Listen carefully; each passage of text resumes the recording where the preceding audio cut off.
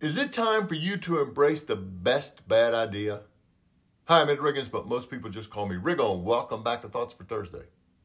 You may have heard me say before that the most frustrating thing I've had to address in 35 years of deal making is the option that exists only in the imagination of the person I'm trying to support. Most of us don't want to move forward in the presence of ambiguity. Often waiting is the right thing to do. But sometimes deciding not to decide only delays the inevitable. There are times when our job is to reset the baseline for ourselves and for the people we influence, and to deal only with options that are present here in space and time. My favorite example of crossing this threshold and resetting this baseline I'm talking about comes from a scene in Argo. In this movie, the CIA used a film project as cover for a covert mission to extract U.S. Embassy employees out of Iran.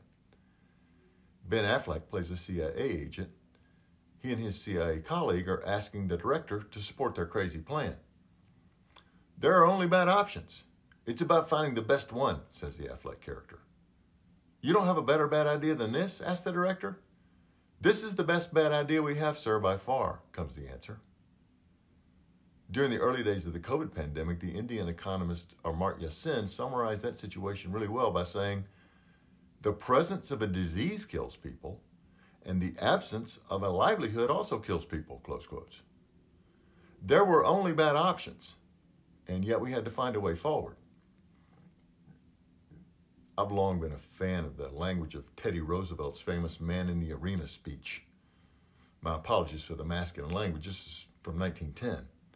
Quote, it's not the critic who counts, not the man who points out how the strong man stumbles or where the doer of deeds could have done them better. The credit belongs to the man who's actually in the arena, whose face is marred by dust and sweat and blood, close quotes. It takes wisdom to recognize situations where only bad options exist and courage to move ahead despite the ambiguity.